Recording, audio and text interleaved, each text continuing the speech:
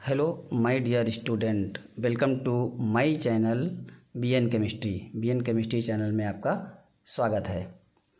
कल की क्लास में ऑक्सीडेशन नंबर फाइंड आउट करने के लिए कुछ रूल देख रहे थे, कुछ इम्पॉर्टेंट पॉइंट देखे थे कि उनकी मॉनिटरिंग की गई थी कि किस प्रकार से हम कौन कौन से पॉइंट हैं, कौन कौन से रूल हैं जिनका प्रयोग करते हुए ऑक्सीडेशन नंबर निकालेंगे, ऑक्सीडेशन नंबर फाइंड आउट करेंगे। किसी कंपाउंड से किसी भी आइटम का ऑक्सीडेशन नंबर निकालेंगे।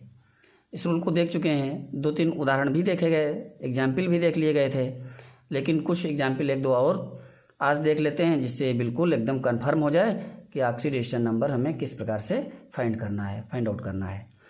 तो उन एग्जाम्पलों में, उदाहरणों में कुछ प्रमुख एग्जाम्पल हैं, जैसे NiCO का होल 4 टेट्रा कार्बोनिल निकिल एक कोऑर्डिनेट कंपाउंड है, उपसंयोजक यौगिक है, एक कोऑर्डिनेट कंपाउंड है। NiCO का होल 4 कोऑर्डिनेट कंपाउंड है। इसमें CO कार्बोनिल एक लिगैंड है जिसकी ऑक्सीडेशन नंबर 0 होती है, ऑक्सीडेशन नंबर 0 होती है, ऑक्सीडेशन नंबर 0 होती है, और निकिल की फाइंड आउट करनी है। तो बताया गया है कि इसको कैसे निकालेंगे, इसकी फाइंड आउट करेंगे, x मान लेंगे, इसकी 0 है तो क्या लिखेंगे, x + 4 × 0 = 0। अब ये 0 हो गया, तो जब ये 0 तो इसका मतलब क्या हुआ भैया कि x = 0। यहाँ पर निकिल की ऑक्सीडेशन नंबर 0 है, 0 है। इसी प्रकार से कुछ ऐसे भी कंपाउंड हैं जिनकी ऑक्सीडेशन नंबर भिन्नात्मक आती है, फ्रैक्शन में प्राप्त होती है, भिन्न के रूप में प्राप्त होती है, जैसे N3H हाइड्रोजोइक एसिड है, हाइड्रोजोइक एसिड है। N3H एक नाइट्रोजन का हाइड्राइड है। इसमें नाइट्रोजन की ऑक्सीडेशन नंबर फाइंड करनी है, नाइट्रोजन की ऑक्सीडेशन नंबर प्राप्त करना है। नाइट्रोजन की ऑक्सीडेशन नंबर x मान लेंगे, जिसकी ऑक्सीडेशन नंबर प्राप्त करना है, इसकी x हो जाएगी, इसकी तो +1, हाइड्रोजन की +1 होती है। तो ये क्या हो जाएगा भैया, 3x + 1 = 0, 3x = -1, x = -1/3। Hydrazoic acid में नाइट्रोजन की ऑक्सीडेशन नंबर -1/3 होगी, -1/3 फ्रैक्शन में प्राप्त हुई। इसी प्रकार से KI3 पोटेशियम ट्राईआयोडाइड है, पोटेशियम ट्राईआयोडाइड है। इसमें पोटेशियम ट्राईआयोडाइड में भी जैसे प्लस K और आयोडीन, तो ये जान रहे हैं कि आयोडीन पोटेशियम के साथ ट्राईआयोडाइड के रूप में जब जुड़ता है, बनता है, तो मुख्य रूप से Ki+I2 के रूप में होता है। भैया किस रूप में होता है, किस रूप में होता है, बोलो भैया किस रूप में होता है, Ki+I2 के रूप में होता है। इसकी भी यदि हम औसत ऑक्सीडेशन नंबर निकालेंगे तो फ्रैक्शन में प्राप्त होगी, भिन्न में प्राप्त होगी। अब जैसे यहाँ पर हम आयोडीन की ऑक्सीडेशन नंबर फाइंड आउट करेंगे, आयोडीन की, तो पोटेशियम की तो +1 है, तो ये +1 + 3x = 0, 3x = -1, x = -1/3। यहाँ भी आयोडीन की ऑक्सीडेशन नंबर फ्रैक्शन में आ गई, भिन्न के रूप में आ गई, -1/3। इसकी भी अगला देखते हैं, पराक्साइड में देख लेते हैं। पराक्साइड में कल एक एग्जाम्पल दिया था, उसी प्रकार से दूसरा है H2S2O8 पराक्सी डाइसल्फ्यूरिक एसिड। भैया क्या है इसका नाम, पराक्सी डाइसल्फ्यूरिक एसिड, मार्शल एसिड भी इसे कहा जाता है। सल्फ्यूरिक अम्ल का ही एक पराक्साइड एक एसिड है। तो पराक्साइड में जानते हैं कि जहाँ पर पराक्साइड होते हैं वहाँ पर ऑक्सीजन की ऑक्सीडेशन नंबर -1 होती है। अब इसमें तो 8 ऑक्सीजन हैं, तो इसमें कैसे पता चलेगा कि कितने ऑक्सीजन पर ऑक्साइड हैं। तो वैसे तो एकदम सिंपल इसके निकालेंगे सल्फर की ऑक्सीडेशन नंबर तो 6 होनी चाहिए, लेकिन इसके अनुसार यदि निकाल लेते हैं 2, 8 दूनी 16, 16 से 2 माइनस करते हैं 14, 14 को 2 से डिवाइड करते हैं 7, नहीं हो सकती, संभव नहीं है, +6 ही रहेगी, +6 से ज़्यादा होगी नहीं। इसका अर्थ है कि इसमें पराक्साइड है, पराक्साइड बॉन्ड प्रेजेंट है। पराक्साइड बॉन्ड तो इसका स्ट्रक्चर देख लेते हैं।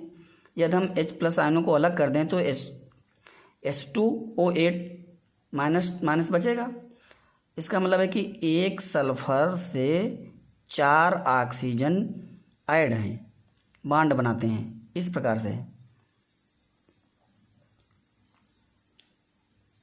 SO4 हो गया, SO4 हो गया, और बाहर की तरफ आउटसाइड हाइड्रोजन रहेंगे, तो हाइड्रोजन ऑक्सीजन के साथ सिंगल इलेक्ट्रॉन, 1 पेयर इलेक्ट्रॉन, यहाँ भी 1 पेयर, यहाँ भी, इस प्रकार से सिंगल बॉन्ड बन जाएंगे। यहाँ कोऑर्डिनेट बॉन्ड बन जाएंगे।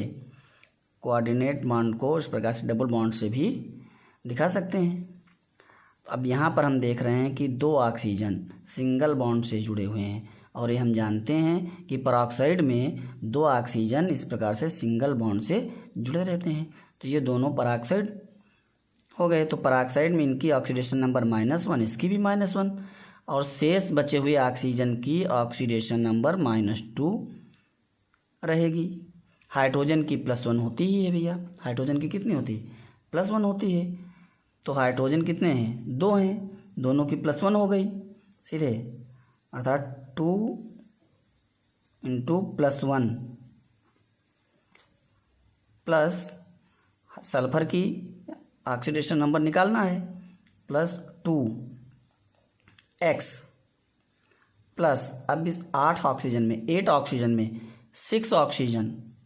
6 ऑक्सीजन जिनकी ऑक्सीडेशन नंबर -2 है, था 6 × -2 प्लस 2 ऑक्सीजन आइटम जिनकी ऑक्सीडेशन नंबर -1 है, पेरोक्साइड हैं, था 2 × -1 = 0।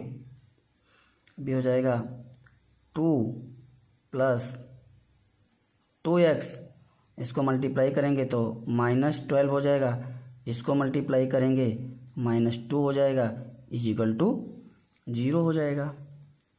अब ये दोनों पक्षांतर करेंगे 2x = तो ये दोनों माइनस में प्लस में हो जाएंगे, माइनस में दोनों प्लस में हो जाएंगे, और ये माइनस में हो जाएगा। या इसी तरफ देख लेते हैं, जब उस तरफ जाएंगे तो ये प्लस में माइनस में, ये तो कैंसिल हो जाएंगे दोनों, ये और ये दोनों प्लस और माइनस में कैंसिल हो जाएंगे। या फिर हम इसको लिख करके, ये 12 है, ये 2 है, तो प्लस में 14 हो जाएगा, और ये -2 हो जाएगा। x = 12/2 हो जाएगा, तो x = +6 हो जाएगा।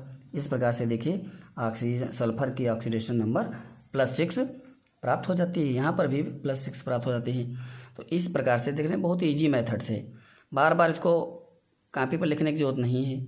लेकिन यदि 11th क्लास के लिए ऑक्सीडेशन नंबर निकालने के लिए, डिस्क्राइब करने के लिए क्वेश्चन आता है, तब तो इतना लिखना है, अन्यथा सीधे काउंट कर लेना है, लेकिन इस प्रकार से यह सल्फर की ऑक्सीडेशन नंबर 6 से ज़्यादा आने लगे तो इसका मतलब है कि वहाँ पर पेरोक्साइड बॉन्ड हो सकता है, इसी प्रकार से H2SO5 में तो H2SO5 में कमेंट में करके H2SO5 इसमें सल्फर की ऑक्सीडेशन नंबर कमेंट में बताइए निकाल करके कि इसकी ऑक्सीडेशन नंबर क्या होगी। इसकी ऑक्सीडेशन नंबर निकालनी है, तो वैसे सीधे देखिए निकालते हैं यदि, तो इसकी +1 2 हो जाएगी, और -2 होती है 5, 10 हो जाएगी, 10 और 2 से डिवाइड करेंगे 5 हो जाएगी।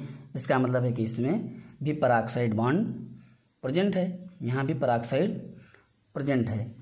तो अब इसमें भी ऑक्सीडेशन नंबर निकालने के लिए इसका स्ट्रक्चर बना लेना, स्ट्रक्चर बना करके इसकी ऑक्सीडेशन नंबर निकालना, और कमेंट में ऑक्सीडेशन नंबर बताना कि किस प्रकार से इसकी ऑक्सीडेशन नंबर निकाली गई है, इसकी ऑक्सीडेशन नंबर क्या होगी सल्फर की H2SO5 5 में, ठीक। H2SO5 में सल्फर की ऑक्सीडेशन नंबर ज्ञात करनी है, ऑक्सीडेशन नंबर ज्ञात करनी है, ठीक। इस प्रकार ये भी जो है पराक्सी मोनोसल्फ्यूरिक अम्ल है। जैसे ये ऊपर जो दिया गया है ये पराक्सी डाइसल्फ्यूरिक एसिड था, वैसे ये पराक्सी मोनोसल्फ्यूरिक एसिड है, पराक्सी मोनोसल्फ्यूरिक एसिड है। अब इसमें 5 ऑक्सीजन हैं, तो ये निश्चित है कि जब सल्फ़र को हम सेंटर में रखेंगे, हाइड्रोजन को तो रख नहीं सकते हैं, सल्फ़र को जब हम सेंटर में रखेंगे तो 4 ऑक्सीजन तो इसके चारों ओर ऐड हो जाएंगे। एक ऑक्सीजन को तो किसी एक अन्य ऑक्सीजन के साथ बॉन्ड बनाना पड़ेगा, और जैसे ही ये किसी एक ऑक्सीजन के साथ बॉन्ड बना करके हाइड्रोजन के साथ बॉन्ड बनाता है, वहीं पर पराक्साइड बॉन्ड बन जाएगा। तो 2 ऑक्सीजन की ऑक्सीडेशन नंबर इसमें -1 रख करके ही सल्फ़र की ऑक्सीडेशन नंबर फाइंड आउट करनी है, ठीक। इसको कमेंट में बताना। धन्यवाद। इस चैनल को लाइक करें, शेयर करें और सब्सक्राइब करें।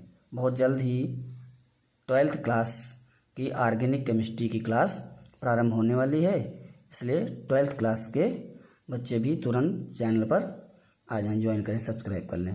धन्यवाद।